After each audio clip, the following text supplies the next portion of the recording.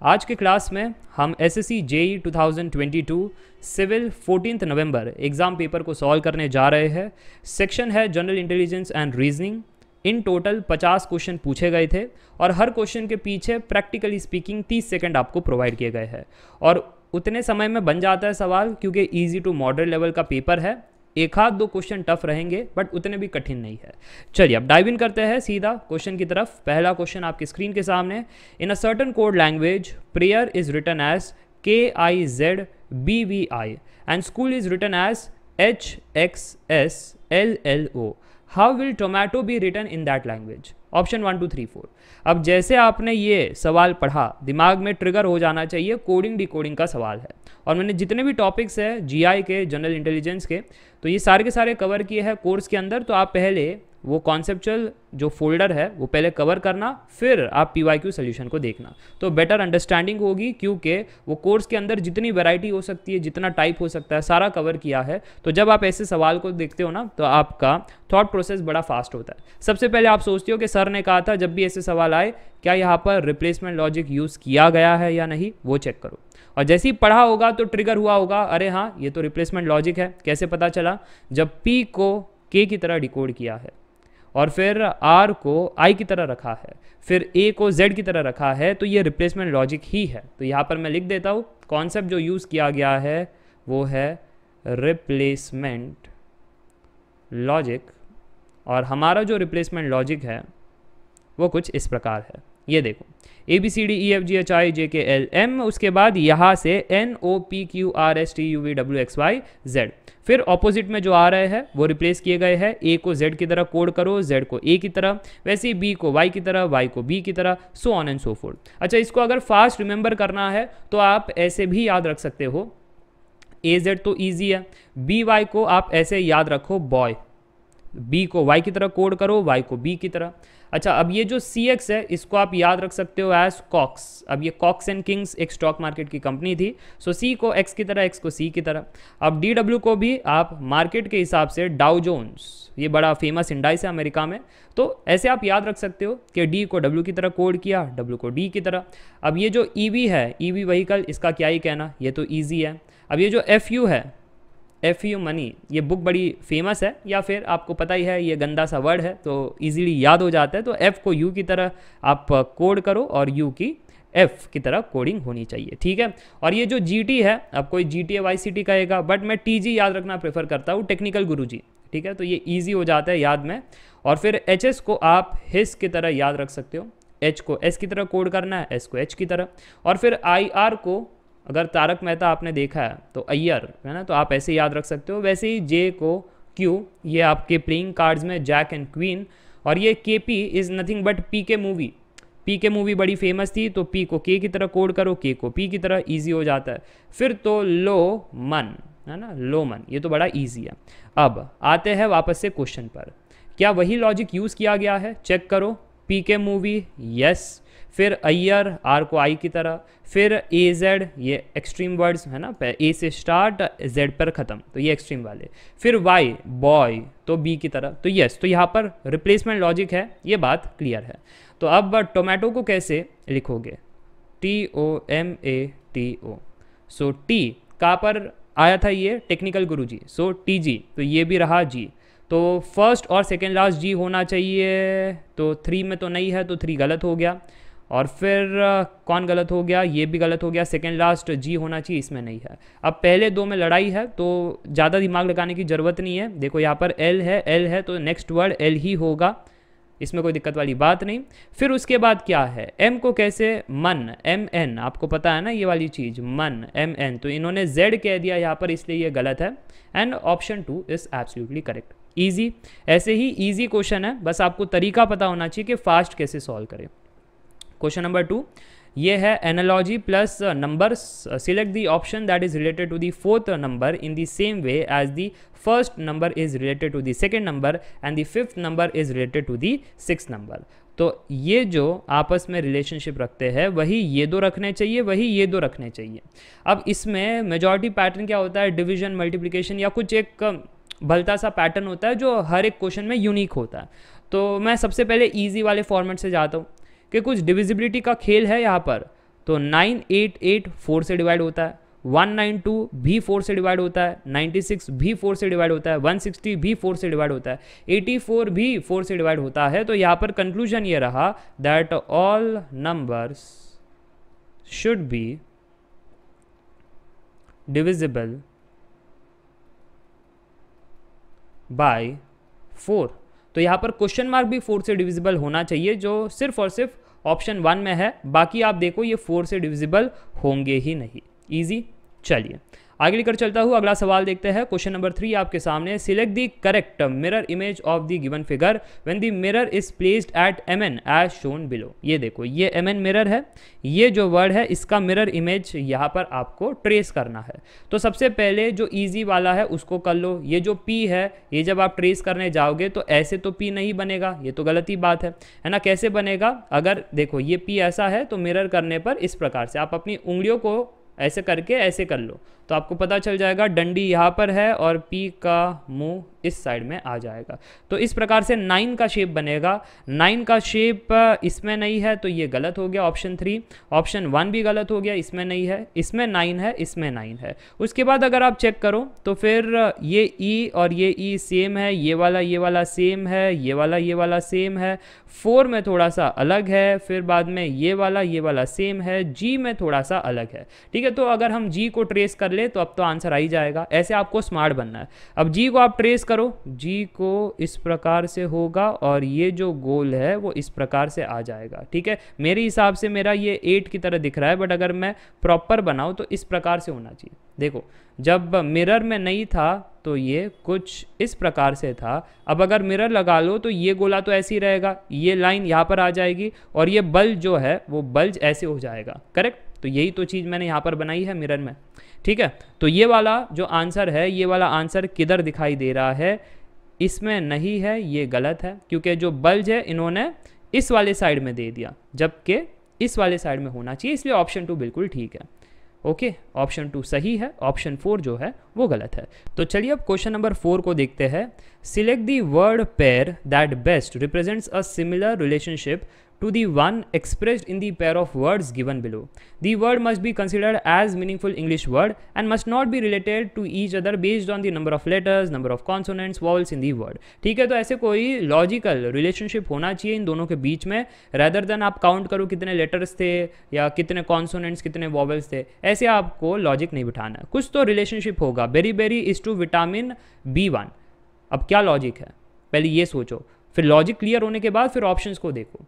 तो सबसे पहले तो जब भी ऐसे सवाल आ जाए ना तो कौन पहले है कौन बाद में है? विटामिन बाद में है, बीमारी पहले है। बेरी एक बीमारी है जो विटामिन B1 की कमी से हमको होती है। तो हम यहाँ पर लिख लेंगे दैट पहले डिजीज़ है और उसके बाद हमको यहाँ पर डेफिशिएंसी ऑफ द विटामिन ना, ये लॉजिक यहाँ पर लिखा गया है। और इस पैटर्न के हिसाब से कुछ ऑप्शन तो ऐसे ही एलिमिनेट हो गए।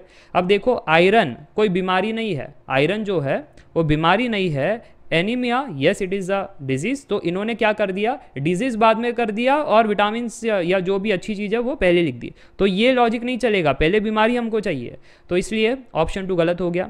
अब वैसे ही अगर मैं चेक करूँ तो ऑप्शन 1 भी उसी लॉजिक के हिसाब से गलत हो गया। फिर अब ये 3 और 4 में बचा है बीमारी पहले और फिर बाद में उसका डेफिशिएंसी किस के कारण की वजह से ये बीमारी आती है। तो स्कर्वी जो है यस विटामिन C के वजह से आती है, और ये जो गॉइट्री है ये आती है due to deficiency of iodine, है ना, आयरन तो नहीं है। तो इसके लिए ये गलत हो गया। सही जो होगा वो आयोडीन अगर रखा होता तो सही होता। अच्छा, कुछ एडिशनल इन्फॉर्मेशन के किस चीज़ की बीमारी हमको हो जाती है because of the lack of vitamin A की कमी होगी तो नाइट ब्लाइंडनेस होगा, B1 की कमी होगी तो बेरी होगा। तो ऐसे आप देख सकते हो, ये बड़ा इंपॉर्टेंट है टू रिमेंबर। नहीं तो एग्जाम में अगर जैसे देखो यहाँ पर विटामिन D और रिकेट्स, ये सही तो था बट पैटर्न जो है वो गलत हो गया। पैटर्न क्या था, डिजीज पहले, तो रिकेट्स जो है वो होता है due to lack of vitamin D। देख पा रहे हो आप यहाँ पर, विटामिन डी की कमी की वजह से रिकेट्स होती है। ये एक्चुअली डेटा सही है, बट इनका पैटर्न यहाँ पर गलत था, तो कभी कभी ऐसे भी खेल लेते हैं और जल्दबाजी में स्टूडेंट्स मिस्टेक कर बैठते हैं। ठीक है, तो आपको वहाँ पर कॉशियस रहना है। अब क्वेश्चन नंबर 5 आपकी स्क्रीन के सामने, विच of the following numbers will replace the question mark in the given series? 42, 36, question mark 27, 24, 22। अब जब ये आप देखते हो तो ये बड़ा इजी लग रहा है, क्योंकि यहाँ से 27, 24, 22 आपने एक डिक्रीज होता हुआ सीरीज देखा है, तो आप दिमाग में सोच रहे हो कि 22 से 24 जाने के लिए कितने कदम आगे बढ़ने पड़ेंगे, 2 कदम आगे बढ़ना है। वैसे ही 24 से 27 अगर पहुंचना है तो कितने कदम आगे बढ़ने पड़ेंगे, 3 कदम। अब वही 27 से क्वेश्चन मार्क जाना है, तो इस पैटर्न के हिसाब से +4 होना चाहिए। तो मैं मान करके चलता हूँ +4 अगर करते हैं तो ये क्वेश्चन मार्क आ जाएगा 31। ठीक है, अब ये 31, अब देखो ध्यान से, मैंने ऊपर थोड़ा सा एरो खींच दिया, थोड़ा सा यहाँ पर हटा देता हूँ। अब ये देखो क्वेश्चन मार्क मेरे हिसाब से 31 है, आंसर भी 31 है, बट इसको हम कंप्लीट करते हैं कि आगे उन्होंने कहा है 36, उसके आगे कहा है 42। तो हम चेक कर लेते हैं ना कि 31 से 5 कदम आगे बढ़े तो क्या 36 पर आते हैं? यस। 36 से 6 कदम आगे बढ़ते तो क्या 42 पर आते हैं? यस। तो ये वाली लॉजिक एब्सोल्युटली सही थी। तो आप देख सकते हो यही यहाँ पर चेक किया गया है। Do you know the logic? If yes you will get the answer. चलो आगे लेकर चलता हूँ, अगला सवाल देखते हैं। अगला सवाल आपकी स्क्रीन के सामने ये रहा। Study the given pattern carefully and select the numbers that can replace the question mark on it. अब ये जो है, अब ध्यान से देखना, 8, 12, 24 ये पहला हो गया, फिर 12, 18, 54 ये दूसरा, तो 8, 4 क्वेश्चन मार्क। अब बताना, कुछ तो ऐसा लॉजिक है ये दोनों में बैठ रहा है, वही लॉजिक है तीसरे में भी होना चाहिए। नोट क्या है? Operation should be performed on the whole numbers without breaking down the number into its constituent digits. जैसे 12 को 12 मानना है, 1 and 2 ऐसे सेपरेट नहीं मानना है। फिर एग्जाम्पल में वो बता रहे हैं 13 जो है वो पूरा का पूरा नंबर लेना है आपको, उसको 13 को 1 and 3 की तरह ब्रेक करके कोई ऑपरेशन नहीं लगाने हैं। ठीक है, तो ये बहुत ही अच्छे एग्जामिनर है जो आपको हिंट देते हैं कि लॉजिकल रीजनिंग करो तो कुछ समझदारी से करो, ऐसे एकदम से व्हाट्सएप वाले प्रयत्न मत करना। चलो अब सोचो 8, 12, 24 में ऐसा कौन सा पैटर्न चल रहा है। तो अगर मैं आपकी जगह होता तो मुझे ये पता है दैट 24 डिवाइड बाय 12 करने पर ये 2 आ जाता है। अब मैं सोच रहा था 2 से 8 पर जाने का कोई लॉजिक, मल्टीप्लाई बाय अगर 4 करे तो ये 8 पहुंच जाते हैं। अब क्या ये पैटर्न आगे भी चल रहा है? यानी third number divide by second number, फिर जो भी रिजल्ट आएगा उससे 4 से मल्टीप्लाई करो तो फर्स्ट नंबर आना चाहिए। तो ये लॉजिक मैं इसमें ट्राई कर रहा था। तो 54 डिवाइड बाई 18 विच इज़ 3 में अगर 4 मल्टीप्लाई करे तो 12 आता है, पहला नंबर आता है। तो बिल्कुल सही है। अब फाइनली जो लास्ट में बचा है वो है क्वेश्चन मार्क डिवाइड बाई 4 करने पर क्या आना चाहिए? x आएगा कुछ, वो x को मल्टीप्लाई करेंगे 4 के साथ तो क्या आना चाहिए? फर्स्ट नंबर जो 8 है। अब ध्यान से देखना, x को अगर 4 से मल्टीप्लाई करें तो 8 आना चाहिए। तो यहाँ से क्लियर हो गया ना कि x का वैल्यू था 2। अगर x का वैल्यू था 2 तो अब मेरे को ये बताना कि क्वेश्चन मार्क का आंसर क्या होगा। तो आप कहोगे sir question mark by 4 that is equal to 2, therefore question mark is equal to 4 into 2 that is equal to 8। तो करेक्ट आंसर आपका ये है कि क्वेश्चन मार्क की वैल्यू 8 है। Hence option 4 is absolutely correct. चलिए आगे लेकर चलता हूँ, अगला सवाल देखते हैं। अब ये वाला जो है फिगर पर बेस्ड है, select the option that is embedded in the given figure. तो बहुत सारे क्वेश्चन ऐसे हैं जो एम्बेडेड कि ये ऑलरेडी एक मेन फिगर दे दिया, अब इसमें से कुछ ऐसा पार्ट वो अलग से निकालेंगे और बोलेंगे कि कौन सा वो पार्ट था जो इस फिगर के अंदर हमने एम्बेड किया हुआ है। तो क्लियरली ये जो आंसर है ये गलत है। क्यों? क्योंकि ये वाली जो लाइन है, देखो मैं हाईलाइट भी कर देता हूँ, ये वाली लाइन हमको नहीं मिल रही है। सिर्फ एक ट्राइंगल अगर होता तो हम उसको इजाज़त देते। अच्छा ये वाला क्यों गलत हो गया? बिकॉज ऑफ ये एक्स्ट्रा लाइन। देखो इसमें ये वाली लाइन थोड़ी ना ऐसे, इसके लिए ऑप्शन 2 गलत हो गया। ऑप्शन 3 क्यों गलत हुआ? ऑप्शन 3 इसलिए गलत हुआ क्योंकि ये जो एडिशनल ये छोटू सा स्लाइंट डाला है, ये स्लांट कहाँ से आया जी? है ना, अगर हम ध्यान से देखें इसके अंदर तो वो वाला स्लांट तो है ही नहीं, है ना। और ऐसे एक ही लाइन है, ये ऊपर वाली जो है हिस्टोग्राम, एक ऐसी वर्टिकल हिस्टोग्राम आप देख पा रहे हो, ये वाला मैं हाईलाइट करके बता देता हूँ। ये वाला स्ट्रिप है ही नहीं, तो मैं पूरा का पूरा इसको ही सर्कल कर देता हूँ, इसकी वजह से ये गलत है। अब ऑप्शन एलिमिनेशन कहता है बचा ये लास्ट शेप, यही सही है। और अगर आप फिगर के अंदर खोजो तो मिल भी जाएगा। कहाँ पर है सर जी? ये देखो, यही तो है वो शेप। तो बिल्कुल मौजूद है। तो क्वेश्चन 7 का जो आंसर है दैट इज़ ऑप्शन 4।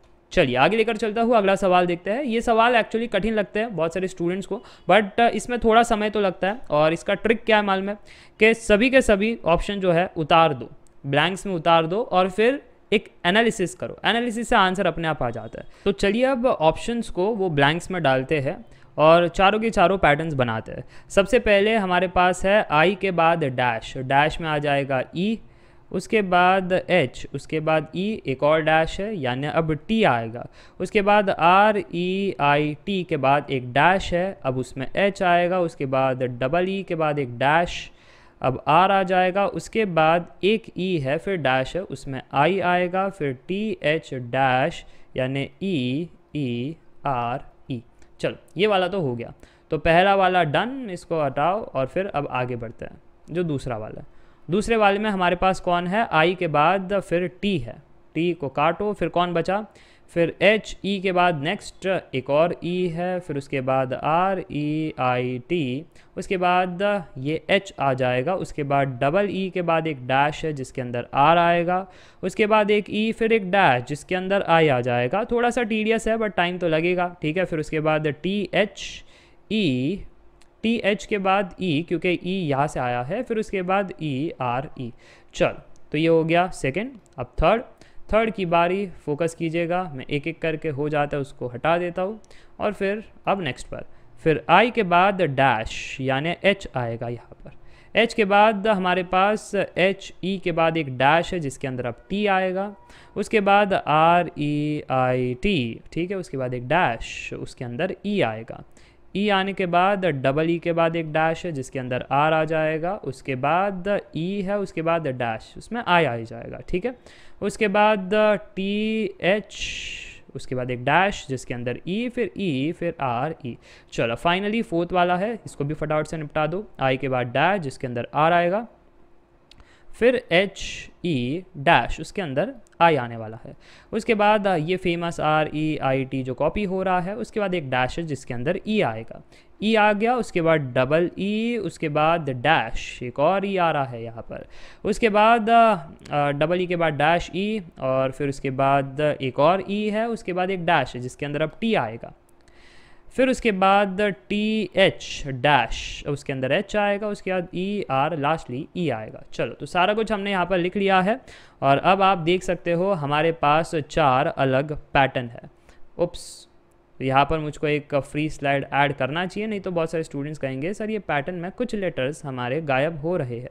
चलो थोड़ा सा ऐड कर देता हूँ यहाँ पर, है ना, ताकि इधर से हम इरेज कर सके और फिर नेक्स्ट स्लाइड में हम रख सके, ठीक है। ये देखो, तो फर्स्ट स्टेप आपका हमेशा यही होता है कि ये जो भी ब्लैंक्स है उसके अंदर ये सारे के सारे लेटर्स डाल दो और इसको क्रिएट कर दो। एक बार क्रिएट कर दिया, अब आपको करना है सबसे पहले ऑप्शन एलिमिनेशन। वो कैसी ट्रिक है, बहुत ही सिंपल सी ट्रिक है। जो जो कॉमननेस है पहले हाईलाइट करो। देखो I T H E E R E, I T H E E R E, I T H E E R E, यहाँ पर नहीं है I T H E E R E, इसके लिए ये गलत हो गया। Option elimination, that's all. अब उसके बाद मैं देख रहा था हीरे, यहाँ पे हीरे जवाहरात नहीं है, ठीक है, तो यहाँ पर ये, इसके वजह से ये गलत हो गया। अब उसके बाद आर ई आई टी, उसके बाद अब यहाँ पर कुछ ऐसा यूनिक पैटर्न नहीं है, सभी के सभी अपने आप में अलग है। तो अब देखो 1 और 2 में कुछ आपको हिंट मिल रहा है, कुछ ऐसा पैटर्न मिल रहा है, तो आप कहोगे हाँ जी सर जी। अगर आप चेक करो तो ये देखो I T H E E R E, I T H E E R E, I T H E E R E. देखो ये कॉमन वर्ड जो है रिपीट हो रहा है after a specific period, I T H E R E. तो yes, ये बिल्कुल सही है, ऑप्शन 2 इज करेक्ट। वैसा कुछ हमको यहाँ पर नहीं मिल रहा है, जबकि I T H E E R E यहाँ पर है और I T H E E R E यहाँ पर भी है, बट इसमें नहीं है, इसलिए ये कल्प्रिट हो गया और ये गलत हो गया। समझ में आया कैसे आपको एलिमिनेशन टेक्निक का यूज़ करना है और आपको आंसर बताना है। सो कौन बचा? ऑप्शन 2।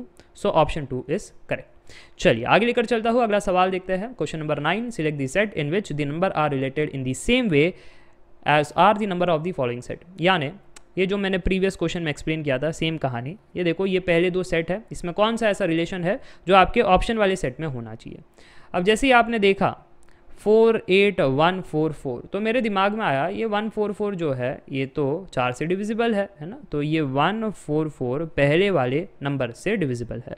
डिवाइड करने के बाद आंसर जो आ रहा है दैट इज़ 36 है ना, 4 3 12, 24 है तो वो 6 से जाएगा 36। अब 36 से हम कैसे 8 पर आए, 36 से कैसे 8 पर आए, एक काम करते वापस से 4 से डिवाइड कर देते हैं, है ना। अगर मैं वापस से 4 से डिवाइड करूँ, ओ नो सर जी आंसर आया 9, ये तो 8 नहीं आया, तो -1 कर दो तो 8 आ गया। अब यही क्या पैटर्न क्या सेम टू सेम हमारे नेक्स्ट वाले ब्रैकेट में आ रहा है, ये चेक करना है। अगर ये चेक करें तो 250 को हम 4 से नहीं करेंगे, पहले वाले नंबर से करना है। पहले वाला नंबर 5 है यहाँ पर, अगर 5 से करें तो ये कितना हो जाएगा 50, वापस से 5 से करना है, ये कितना हो जाएगा 25, अब -1 करना है तो 24। क्या आया 24?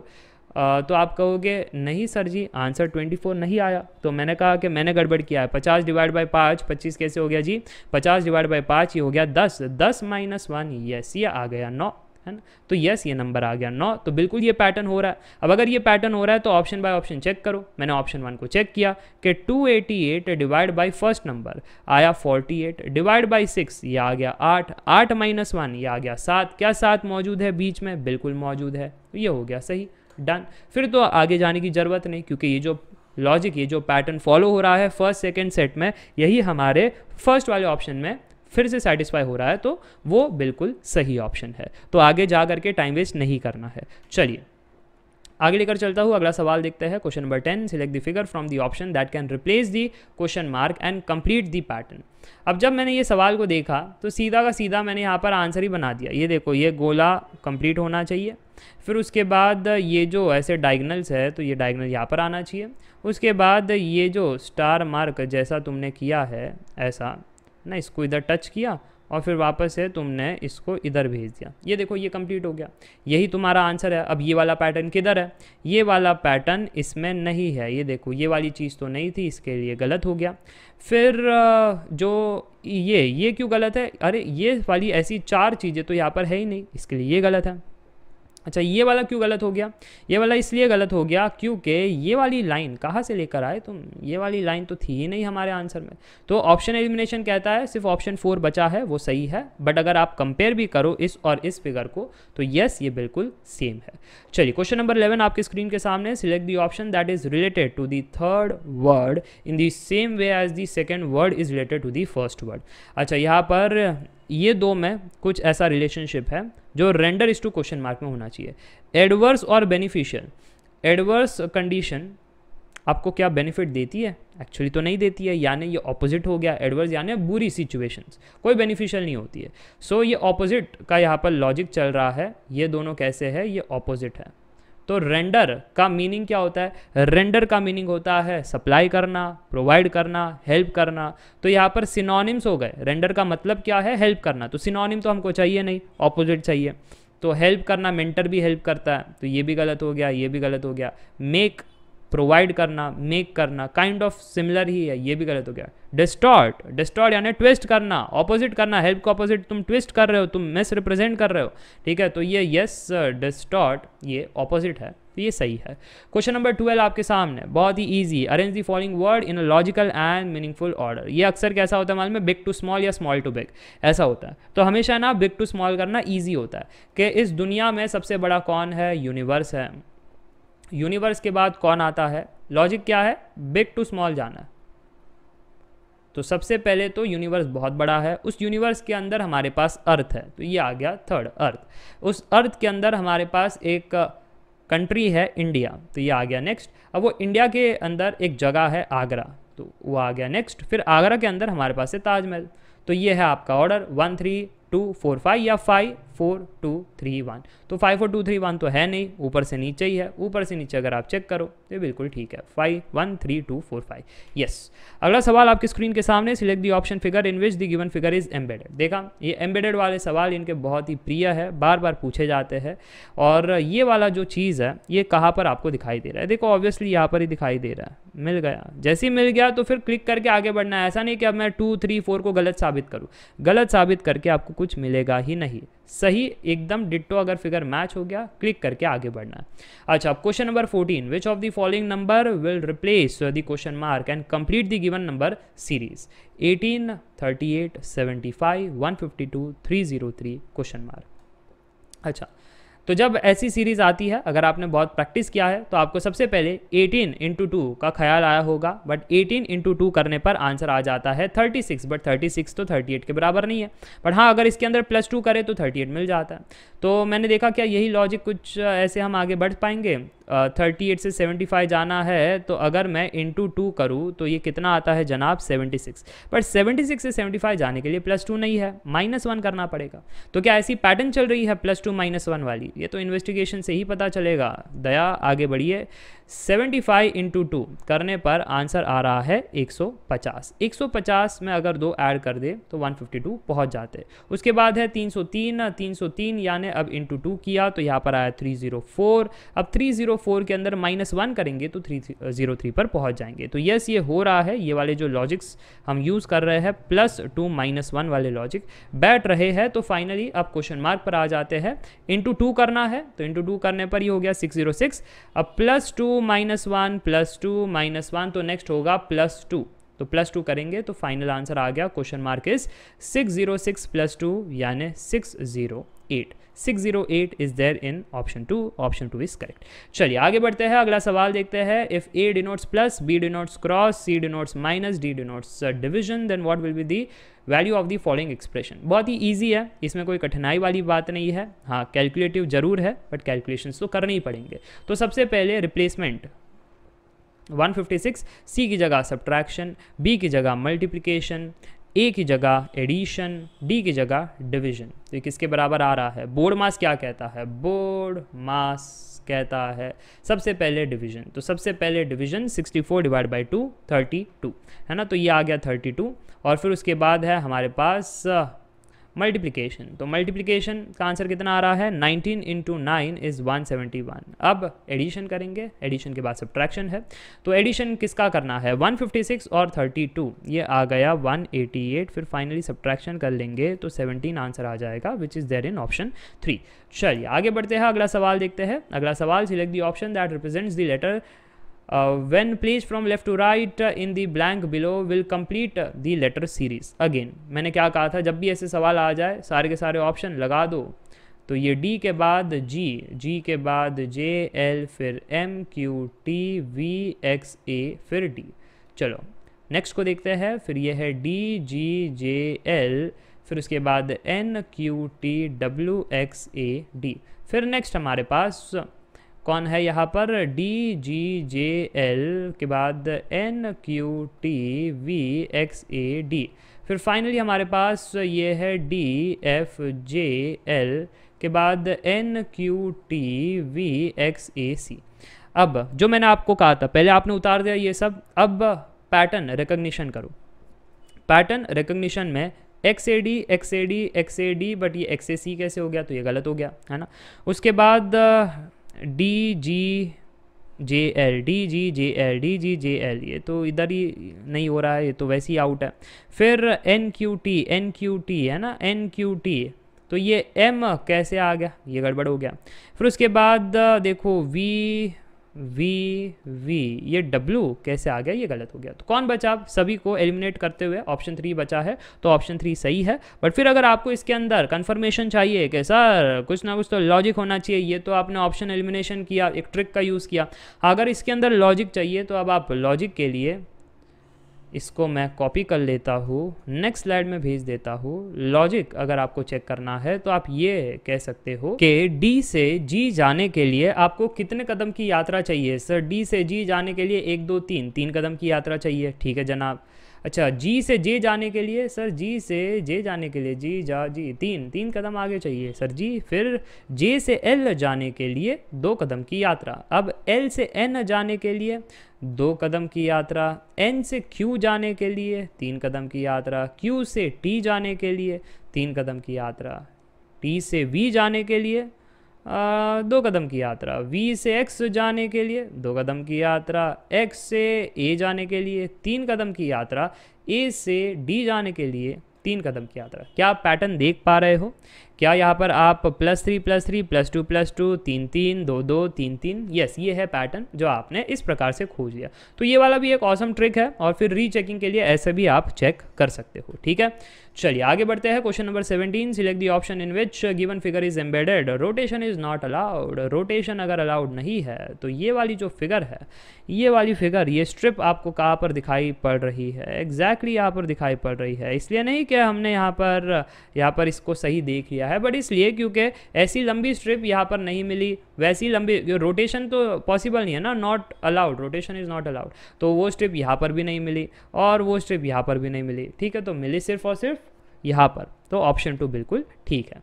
चलिए question number 18, which of the following interchanges of sine would make the given equation correct. अब ये थोड़ा सा टाइम टेकिंग होता है क्योंकि एक एक करके सॉल्व करना होता है। ठीक है, तो ऐसा नहीं है कि ये आप जल्दबाजी में फटाफट बना लोगे।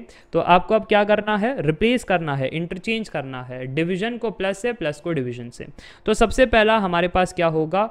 272, डिवीजन चला गया प्लस में, बाकी मल्टीप्लिकेशन सब्ट्रैक्शन में कोई दुविधा नहीं है, और जो प्लस है वो हो गया डिवीजन। अब क्या ये 337 के बराबर है? ये आपको चेक करना है। तो सबसे पहले हमारे पास ये आ गया 6 डिवीजन बाई 13, यही खुद फ्रैक्शन है। अब जब यही फ्रैक्शन है, अब ये फ्रैक्शन थोड़ी ना किससे मल्टीप्लाई हो रहा है कि वो फ्रैक्शन की अहमियत निकल जाए, तो ऐसा कुछ नहीं हो रहा है। तो आगे भी एक जो है होल नंबर है, आगे भी होल नंबर है, whole number plus whole number is a whole number. जब फ्रैक्शन से सब्ट्रैक्ट होगा तो अल्टीमेटली फ्रैक्शन आंसर आएगा, बट वो फ्रैक्शन आंसर तो राइट हैंड साइड में है नहीं। अगर है नहीं तो फिर ये गलत हो गया। ईजी, अगर इजी तो आप सेकंड वाले को चेक करो। सेकंड वाला क्या है? प्लस और मल्टीप्लिकेशन आपस में रिप्लेस, तो डिवीजन को कोई तकलीफ नहीं, मल्टीप्लिकेशन प्लस हो गया और सब्ट्रैक्शन में कोई दिक्कत नहीं, प्लस हो गया मल्टीप्लिकेशन। अब चेक करो क्या ये सही है?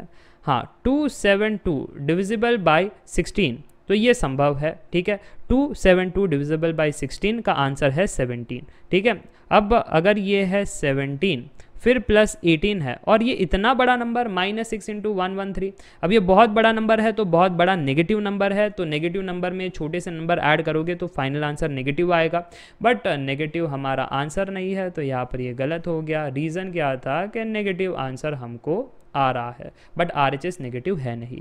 अच्छा, ऑप्शन 3 को चेक करो कि माइनस और डिवीजन आपस में रिप्लेस होने चाहिए। 272 डिवीजन माइनस में चला गया, मल्टीप्लिकेशन पर कोई दिक्कत नहीं, माइनस डिवीजन में चला गया और फिर ये 113। अब देखो 18 डिवाइड बाई 6 ये आ रहा है आपका 3। ठीक है, फिर 3 इससे मल्टीप्लाई होगा, बनेगा 48।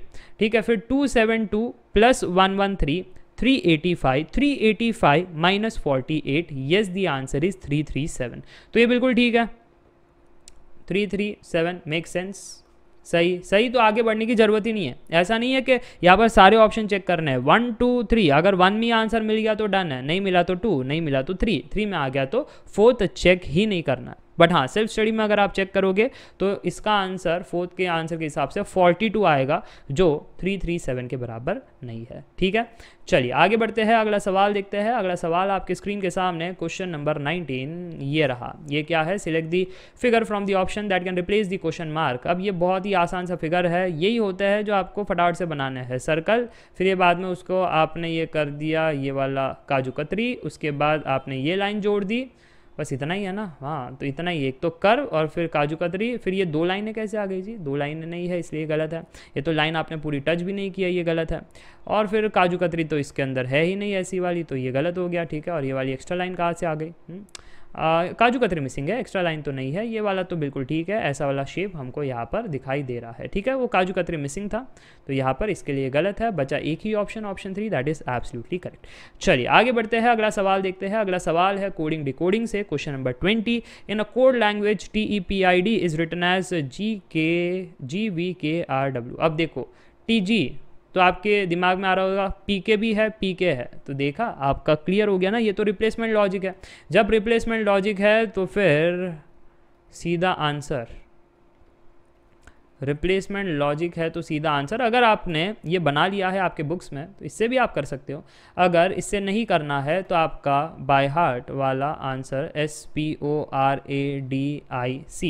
तो इजी जो आपको आता है, ए को जेड कह सकते हैं, अय्यर हो गया तो ये आर हो गया, ये देखो अय्यर आर हो गया, फिर लोमन ये एल हो गया, फिर डाउ जोन्स ये कॉक्स एंड किंग्स ये एक्स हो गया, ये पी के है ना, ये एस का क्या है, अब अगर आप हिज याद रखे हो तो ये एच होगा, तो HKLIZWRX, डन एंड डस्टेड, फटाफट से आंसर मिल जाता है। अब आगे बढ़ते हैं, 20 क्वेश्चन हो गए और हमारी 30 क्वेश्चन की यात्रा बची हुई है। Which of the following interchange of the sign would make the given equation correct. अब ये सारे जो है इसमें टाइम लगता है। अब समझ में आया क्यों ईजी वाले आपको पहले दिए जाते हैं, इसलिए दिए जाते हैं ताकि ये कठिन वालों में आप आराम से बैठ करके यहाँ पर सुलझाओ। तो चलिए अब ऑप्शन 1 में शुरुआत करते हैं। रिप्लेसमेंट, प्लस की जगह मल्टीप्लिकेशन, डिवीजन तो डिवीजन ही है, मल्टीप्लिकेशन की तरफ प्लस हो जाएगा, -9 that is equal to 42।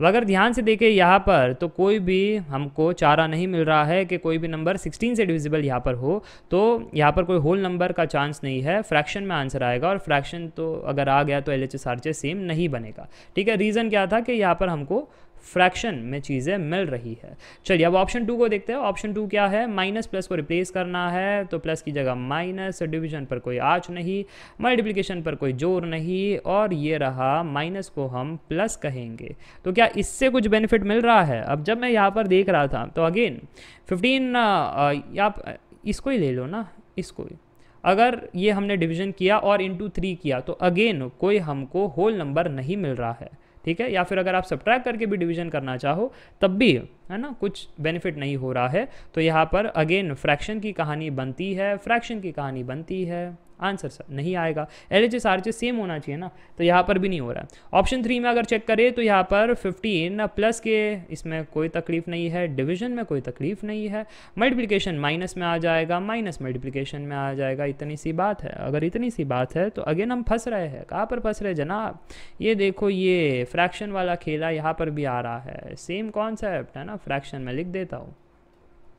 Option elimination कहता है अब के बच गया ऑप्शन, जो ऑप्शन 4 वो सही है, बट क्यों सही है देखते हैं। प्लस की जगह डिवीजन, डिवीजन की जगह क्या है सर? डिवीजन की जगह यहाँ पर है प्लस, फिर मल्टीप्लिकेशन तो मल्टीप्लिकेशन है। अब अगर मैं ध्यान से देखूँ तो ये आ गया 15 डिवाइड बाई 5 इज़ 3 है ना। अब ये 3 plus 16 into 3 that is 48, 48 minus 9। ठीक है, तो ये बन रहा है 51 माइनस 9, जो यस आपस में 42 बना रहा है। सो LHS is RHS, done and dusted. इतना करने की ज़रूरत भी नहीं थी, जस्ट मैंने आपको बता दिया 1 2 3 गलत है, तो ऑप्शन 4 सही होना ही है।